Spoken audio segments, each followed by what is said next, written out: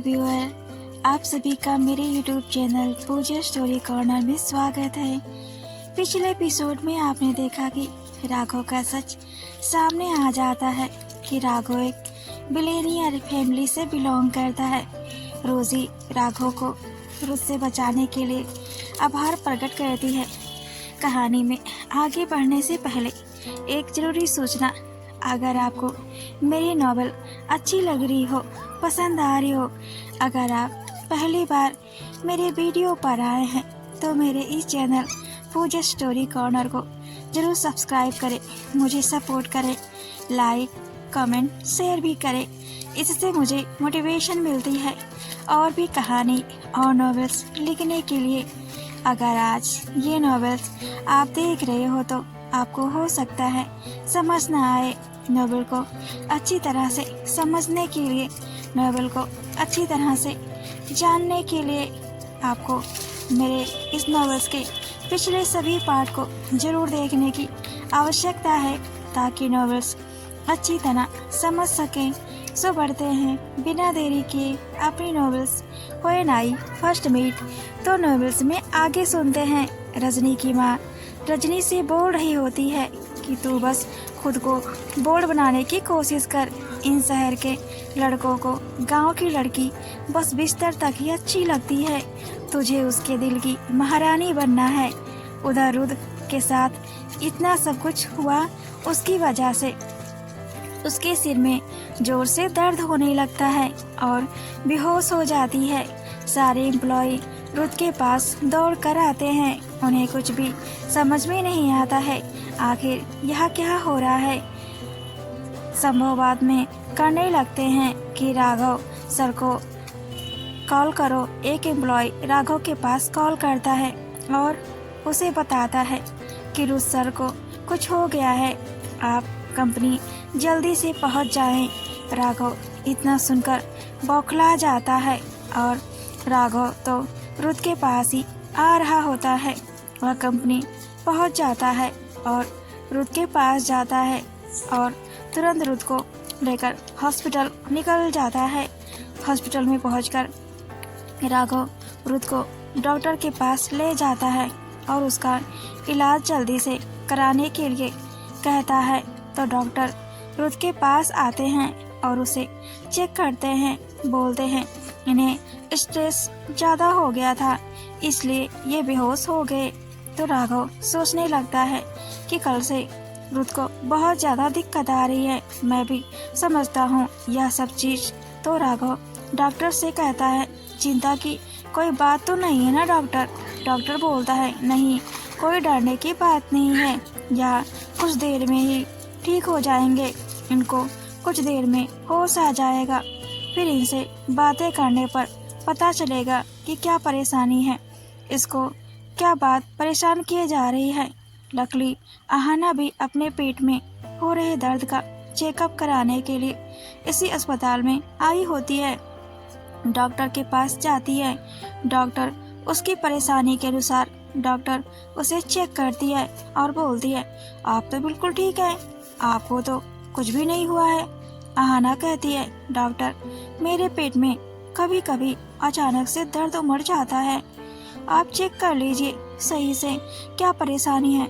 Doctor बोलती है मैंने चेक कर लिया है, तुम्हें कोई भी दिक्कत नहीं है।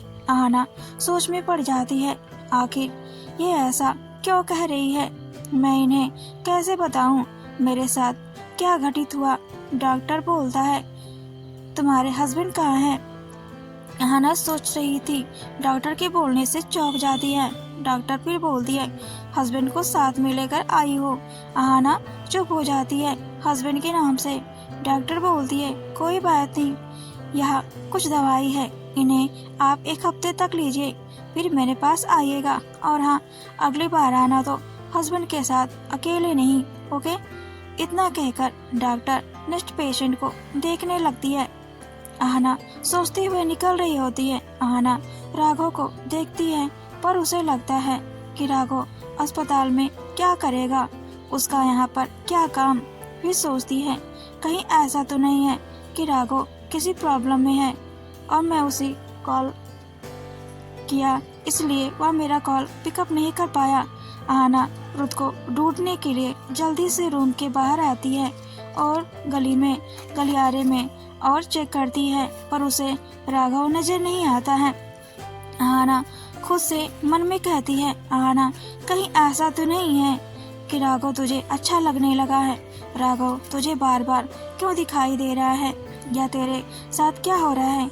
अचानक से वह देखती है कि दूर पर एक साइड से दूसरे गलियारे से होते हुए जाते हुए राघव फिर से उसे दिखाई देता है। फिर से वह अपने आप को चींटी काटती है कि कहीं आखिर उसके साथ हो क्या रहा है। राघव को पहले यहाँ देखा, अब वहाँ पर देख रही है। नहीं, यह बस मेरा वहम है, वह राघव नहीं है, वह तो कोई और ही है। आहना वहाँ से जाने लगती है, तभी पीछे से कोई आवाज लगाता है, राघव राघव। तो आहना पीछे की ओर मुड़ती है तो वहाँ पर देखती है कि एक औरत अपने छोटे से बच्चे को राघव नाम से पुकार रही होती है, और वह बच्चा अपनी माँ के पास तुरंत दौड़कर चला जाता है तो अपने हाथों से अपने सर पर दे मारती है और बोलती है, आहना तो सच में पागल हो गई है। आहना रुत के बारे में धीरे धीरे भूलने लगी है, क्योंकि अब उसे पता चल चुका है कि रुत कभी उसके पास नहीं आ सकता। इतने साल हो गए, अभी तक रुत का कोई अता पता नहीं है। आहना राघव को दिल ही दिल में पसंद करने लगी है। आहना को लगता है कि राघव उसके लिए सबसे बेस्ट हो सकता है, तो उसके बारे में सोच के मुस्कुराने लगती है और अपने आप को काउंटर के केबिन के डोर के मिरर में अपने चेहरे को देखती है और अपने चेहरे को मुस्कुराता देखकर बोलती है, कहीं ऐसा तो नहीं है आहना तुम्हें राघव अच्छा लगने लगा हो? इतना सोचते ही मुस्कुराहट लिए हॉस्पिटल से निकल जाती है। अस्पताल से बाहर आती है और अपने कार में बैठने ही वाली होती है। वह देखती है राघव की कार अस्पताल के ही पास खड़ी हुई है, तो वह सोचती है कि नहीं, मेरा वहम नहीं था, राघव अंदर ही है। तो वह राघव के पास दोबारा कॉल करती है तो राघव कॉल पिक करता है। आहना कॉल पर राघव से बोलती है, राघव तुम अभी कहाँ हो? तो राघव बोलता है, अभी कुछ इम्पोर्टेंट काम कर रहा हूँ, प्लीज अभी मुझे डिस्टर्ब मत करो, अगर कोई प्रॉब्लम हो तो मुझे मैसेज करो। आहना बोलती है, तुम सच बोल रहे हो? तुम्हारी कार तो हॉस्पिटल के पार्किंग में खड़ी है, मैं भी तो हॉस्पिटल ही आई थी। राघव बात घुमाते हुए फिर बोलता है, नहीं नहीं, मैं तो ऑफिस में ही हूँ, मैं एक वर्कर को अपनी कार दी है, उसकी बीवी प्रेग्नेंट थी, इसलिए मैंने उसकी हेल्प करने के लिए अपनी कार दे दी है, तो मैं तो ऑफिस में हूँ, वह शाम तक मुझे कार वापस कर दे जाएगा। आहना बोलती है, अच्छा, मुझे लगा कि तुम अस्पताल आए हो। राघव बोलता है, नहीं, तुम अब हॉस्पिटल से घर जाओ, बच्चे तुम्हारा इंतजार कर रहे होंगे, मैं तुमसे कल घर पर मिलने आऊँगा, मेरा इंतजार करना, हाँ, बोल के कॉल कट कर देता है और आहना कार में बैठकर बिला के लिए निकल जाती है। उधर राघव बहुत ज़्यादा टेंशन में होता है और सोचता है कि मैं क्या करूं, यह मेरे लिए सबसे बेस्ट मौका है, मैं चाहे तो यहीं पर रुत को जान से मार सकता हूं, लेकिन मैं चाहता हूं कि वह अपना गुनाह कबूल करे, पर यह समझ रहा है कि उसके साथ उस रात रजनी थी, उसे क्या पता कि उसके साथ रजनी नहीं आहना थी। अपने गुनाह से अर्जुन बच नहीं सकता। रुत को हल्का हल्का होश आने लगता है और वह बहुत ज़्यादा अग्रेसिव हो जाता है। राघव डॉक्टर को बुलाता है, बोलता है, देखिए डॉक्टर, अर्जुन के साथ ये क्या हो रहा है। सभी डॉक्टर उसे संभालते हैं और उसके मुंह से सभी आहना का नाम सुनते हैं। उसके मुंह से राघव आहना का नाम सुनता है तो राघव के पैरों तले जमीन खिसक जाती है और राघव बर्फ सा जम जाता है। और इसने आहना का नाम क्यों लिया, जबकि आहना को दूर दूर तक ये नहीं जानता है। और उस दिन आहना ने बताया था कि उसने अपना नाम अर्जुन को बताया ही नहीं था, तब अर्जुन को आहना का नाम कैसे पता। राघव सोच में पड़ जाता है और डॉक्टर से बोलता है, डॉक्टर इसे क्या हो गया है। डॉक्टर बोलते हैं, उनका पिछला रिकॉर्ड से पता चला है कि उनकी याददाश्त जा चुकी थी और यह इसी अस्पताल में ही भर्ती थे। और उनकी याददाश्त धीरे धीरे वापस आ रही है। यह जिस लड़की का नाम ले रहे हैं, मुझे ऐसा लगता है कि उस लड़की से इनका अतीत में कोई न कोई संबंध रहा है, इसलिए उस लड़की का नाम ले रहे हैं। अगर तुम ऐसे किसी लड़की को जानते हो तो अब इनका पता चल सकता है कि अर्जुन असली नाम क्या है और यह कौन है, और वह जिस लड़की का नाम ले रहा है वह आखिर है कौन। राघव सोच में पड़ जाता है कि आखिर कहीं ऐसा तो नहीं है कि जो अहाना को मैं जानता हूँ वही अहाना ही इसकी कुछ लगती हो, पर ऐसा कैसे हो सकता है। इसने तो उस दिन अहाना के साथ गलत किया। फिर भी राघव अपना सिर पकड़ लेता है और डॉक्टर से बोलता है, ठीक है डॉक्टर, मैं अर्जुन से मिलकर आता हूँ।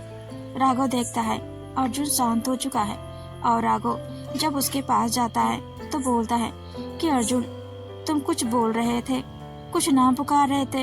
तो अर्जुन राघव से बोलता है, नहीं, कौन सा नाम।